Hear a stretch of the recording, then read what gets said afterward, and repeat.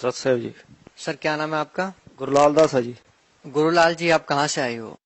मैं जी राजस्थान, तहसील संगरिया, जिला हनुमानगढ़, गांव मेरा चक हीरा सिंह वाला जी। सर, संत रामपाल जी महाराज की शरण में आने से पहले आप क्या भक्ति साधना करते थे? सतगुरु रामपाल जी महाराज की शरण में आने से पहले जी मैं गुरुद्वारा, उसके बाद मैं शिव जी की भक्ति करने लगा जी। देवी देवताओं की भक्ति भी करता था जी साथ साथ में। सर, आपने कितने साल इन देवी देवताओं की भक्ति की? बचपन से लगा था सर, जैसे माँ बाप लगे थे उनके पीछे मैं लगा था। सर क्या लाभ मिला? कुछ भी लाभ नहीं मिला है। सर, फिर आप संत रामपाल जी महाराज की शरण में कैसे आए? सर थोड़ा सा विस्तार से बताऊंगा। मैं अपने बच्चे को लेकर बठिंडा में आया हुआ था, उसका लिवर खराब था, मैं बहुत दुखी था। और जब ट्रेन में जा रहा था, एक मेरे को यानी कि भगवे कपड़ों में साधु महात्मा मिले।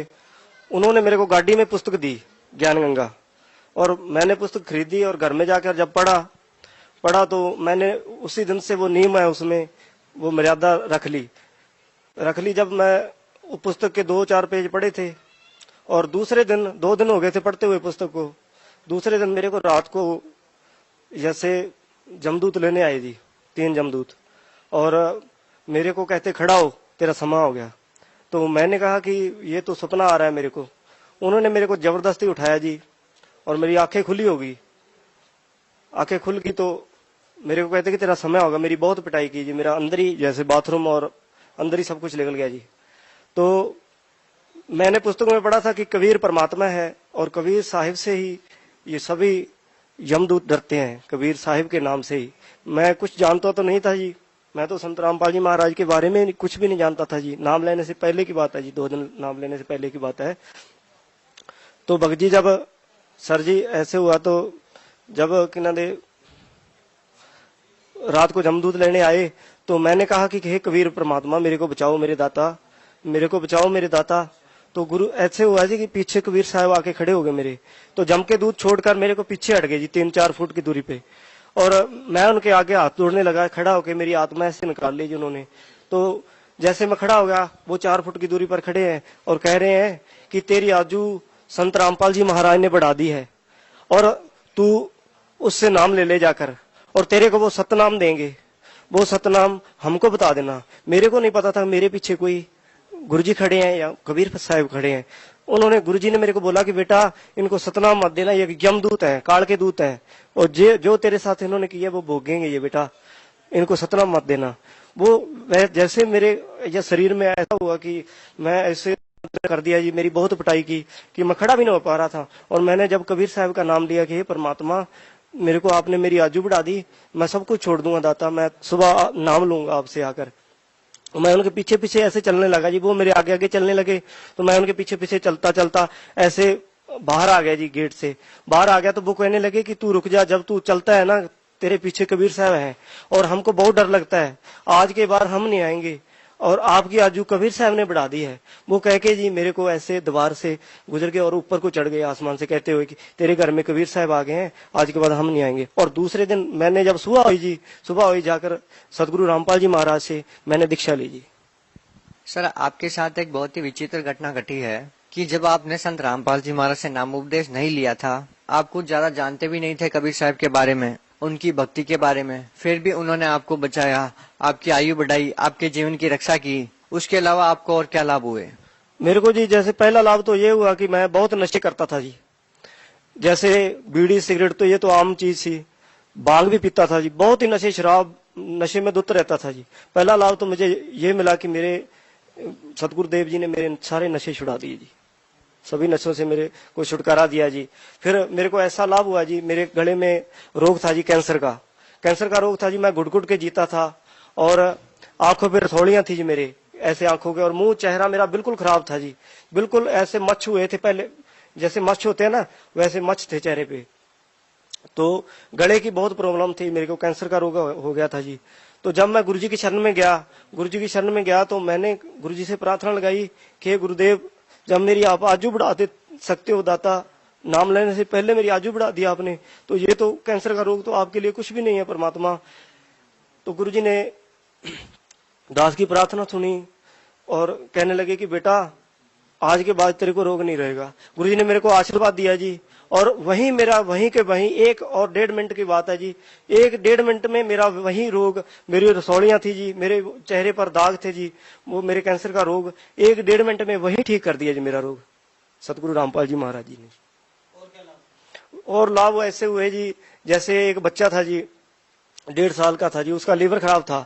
और जब मैं ठीक हो गया जी, वहां पे आशीर्वाद लेने से मैं ठीक हो गया जी, तो उस बच्चे की दवाई मैंने फेंक दी। मैंने कहा कि जब मेरे को गुरुजी मेरे जीवन बढ़ा सकते हैं गुरुजी मेरा, और जब मेरे कैंसर तक की बीमारी गुरुजी ने ठीक करती, और ये भी परमात्मा हमारी रक्षा करेंगे, हमको इससे भी मुक्ति दिलाएंगे। बहुत बच्चे की वजह से हम आर्थिक स्थिति बहुत ही कमजोर थी जी, आटा भी नहीं होता था हमारे घर में, उसी की दवाई में लग जाता था सारा, जितना भी पैसा मैं कमाता था। और ऐसा हुआ जी हमारे साथ, मैंने दवाई फेंक दी रास्ते में आते आते, वो ज्यादा बिगड़ गई जी, उसका तबीयत ज्यादा बिगड़ गई। 2-4 दिन में उसकी ऐसे घर में जी, मैं तो चला गया बाहर, मजदूरी करता है दास, चला गया जी। जब मैं मजदूरी पे चला गया तो पीछे से उसकी मृत्यु हो गई जी, लड़के की, 1.5 साल का लड़का था दास का, और उसकी मृत्यु हो गई जब, तो मेरा भाई मेरे को लेने आ गया वहां, जब जहां मैं काम कर रहा था, वहां कहता कि वो लड़का ऐसे ऐसे हो गया। तो मैं मोटरसाइकिल पर बैठा जी, उसके साथ घर आ गया जी। घर आके जब मैंने देखा जी, उसकी स्थिति देखी, तो हाहाकार मच रही थी, आस पड़ोस वाले भी इकट्ठे हुए, सभी ऐसे अफसोस मना रहे थे। कोई तो कह रहा था कि तूने देवी देवते छोड़ दिए, ऐसे हो गया, तूने ऐसा कर दिया, तूने गुरुद्वारा में जाना छोड़ दिया, तभी ऐसा हो गया। तो भगजी मैं बहुत दुखी हो गया था। घर में पहले मेरा विरोध करते थे घर वाले कि तू कैसे संत की सन में चला गया, ऐसा हो गया ऐसा हो गया। तो वो बच्चे की लाश लेकर मैं गया जी, गांव का डॉक्टर है, उसके पास गया। उसको मेरा भाई ज्यादा कहने लग गया कि तू उसके पास ले चल, तो मैं घर से वहां ले गया जी उसको। डॉक्टर ने चेक किया जी उसको, और कहता कि इसको घर में ले जा, इसमें श्वास नहीं है। और मैं घर में आते आते ऐसे रखा बच्चे को, तो मैंने गुरुजी से अरदास लगाई घर में ही जी, और मैंने कहा कि हे परमात्मा, जब आप मेरी आजू बढ़ा सकते हो, मेरे रोग, ये कैंसर तक का रोग ठीक कर सकते हो मालिक, इसकी भी रक्षा करो दाता, इसकी भी आजू बढ़ाओ। हे परमात्मा, मेरे सतगुरुदेव ने तेरी दया करी मेरे मन, मैं कुछ इतने लाभ दिए वो बता नहीं सकता आपको, इतने लाभ दिए मेरे को इस भगवान के, मैं धन्यवाद करता हूँ इस भगवान का। मेरे बच्चे की आजू बढ़ाई, उसी तरह हम जिंदा हो गया जी गांव के सामने, सभी देख रहे। जितने मेरे को गालियां देते थे उस ग्राम में, वो कहने लगे कि आपके संत में बहुत शक्ति है, वो पूर्ण संत है। आज मेरे गुरुजी की कोई निंदा नहीं करता मेरे गांव में। मेरे को इतने लाभ हुए जी, मेरे कैंसर का रोग ठीक किया, मेरी आजी बढ़ाई मेरे परमात्मा ने। और घर में ऐसा होता था जी, हमारे खाने को आटा नहीं होता था, और हम मांग मांग कर खाते थे, काम भी करते थे, फिर भी बीमारी के कारण हमको मांग के खाना पड़ता था। जब से मैंने नाम लिया, मालिक ने बहुत सुख दिए। एक दिन मैं सेवा पे आया हुआ था जी, पुस्तक सेवा बठिंडे में, और जब मैं घर में गया तो मेरे को किसी ने मजदूरी पे नहीं लगाया 2 दिन 3 दिन, और घर में घी भी नहीं था, ना आटा था, ना कोई खांड चीनी थी। और भक्तमती कहने लगी कि आपने घर में आटा भी नहीं है, और ना कोई चीनी है, ना कोई खाने पीने की वस्तु कोई नहीं है। तो मैंने कहा कि गुरुजी कहते हैं ना वाणी में कि मांगन गए सो मर गए, भी गुरुजी वाणी में बताते हैं कि बेटा मांगना मत, मेरे पे विश्वास रखना, किसी से मांगने मत जाना। तो मैंने कहा कि नहीं, हम गुरुजी की विश्वास रखेंगे, किसी मांगेंगे नहीं तो हमारे गुरुजी की ये लोग कहेंगे कि तुम तो कहते हो गुरुजी ऐसे करते हैं ऐसे करते हैं, और आप आज ना जाया करो सेवा पे इतने इतने दिन। तो मैंने कहा कि मांगेंगे नहीं। भगजी ऐसे हुआ हमारे साथ, जब मैं बाहर गया था काम पूछने के लिए, और साथ के पड़ोस वालों ने कहीं जाना था, उन्होंने सौदा सारा सामान राशन ला के रखा हुआ था। वो उसी समय हमारे घर में आए राशन लेकर, और कहने लगे कि भाई ये हमारा राशन आप रख लो, हम कोई 10 दिनों के लिए बाहर जा रहे हैं। उसी टाइम भगजी वो राशन सारा मेरे को देंगे, भक्तमती को, तेल तक की चीनी तक। और जब मैं वापस आया तो भक्तमती कहने लगी गुरुदेव जी ने कृपा कर दी, वो साथ वाली पड़ोस वाली थी, वो सारा सामान देगी, वो तो 10 दिन के लिए जा रहे हैं, कहते कि बाद में हम ले लेंगे आपसे। तो घर में आटा भी नहीं था भगजी। तो मैंने कहा कि भक्तमती कहती कि अब तो आटे की प्रॉब्लम है। तो ऐसे प्रेरणा हुई बैठे बैठे के, तो मैं रोने लगा कि ये मालिक मैं बहुत नीच प्राणी हूँ दाता। ना तो मैं कोई दान कर सकता हूँ परमात्मा, मैं तो सिर्फ मांग सकता हूँ मालिक। तो मेरे प्रेरणा हुई ऐसे की कूलर में जैसे कोई वस्तु पड़ी है। मैं कूलर खोल के देखा भगत जी, मेरा टूटा फूटा कूलर पड़ा था, उसमें एक गट्टा भरा हुआ कणक का। मैं उठा के उसको, हे परमात्मा, मैं कैसे गुण गाऊं इस दयालु परमात्मा की। मेरे सतगुरु रामपाल जी महाराज ने मेरे को बहुत लाभ दिए जी, बहुत लाभ दिए। सर जैसा कि पहले आप नशा करते थे, अमूमन देखा जाता है कि नशेड़ी लोगों का नशा इतनी सरलता से नहीं छूटता। सर संत रामपाल जी महाराज ने आपको ऐसी क्या दवाई दी? ऐसे हुआ जी भगत जी, मैंने सिर्फ ज्ञान गंगा पुस्तक पढ़ी थी और उसमें लिखा था, नियम लिखे थे, हम नियम लिखे थे। मैं संत की खोज में था कि कोई तत्वदर्शी संत मेरे को मिले और भक्ति बताए कि मैं सब कुछ छोड़ दूंगा।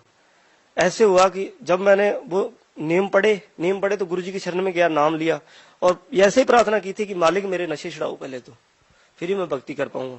उन्होंने आशीर्वाद दिया और मेरे को नशे से इतनी नफरत होगी कि मैं सिगरेटें पीता था ना, सिगरेट के कारण मेरे गले में कैंसर हो गया था और मुंह से खून आता रहता था। इतना यानी कि मेरा शरीर इतना कमजोर हो गया था, बिल्कुल काला पड़ गया था मेरा शरीर।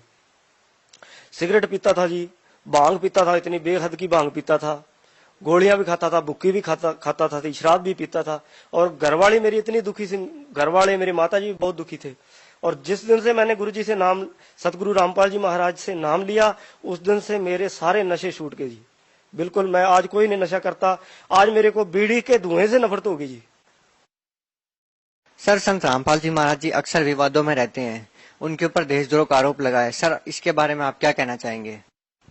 देखो जी, ये तो जो अपने जो धर्म के ठेकेदार नकली गुरु हैं, इन्होंने सब इनका किया धरा है जी। हमारे गुरु जी सत्य है जी, और सतगुरु रामपाल जी महाराज ऐसी भक्ति बताते हैं कि विश्व में कोई आज संत उनसे ऊपर कोई भक्ति नहीं बताता जी।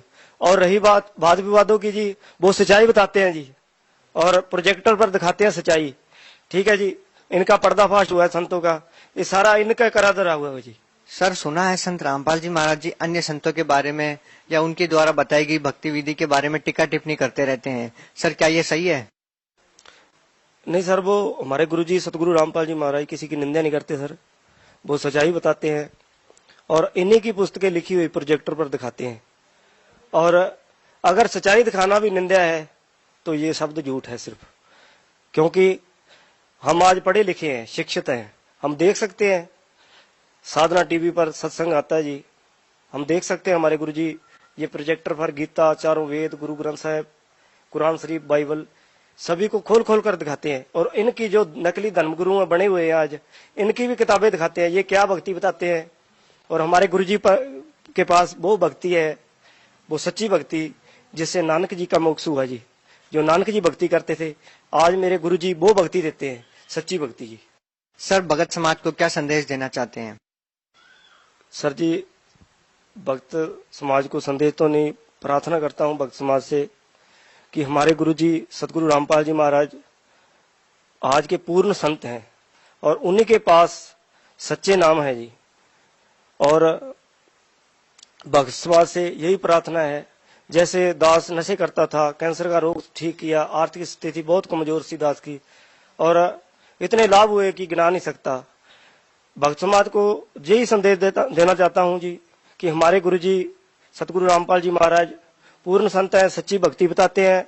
आप जल्द से जल्द जुड़ो, हमारे गुरु जी से नाम लो। सर जैसा कि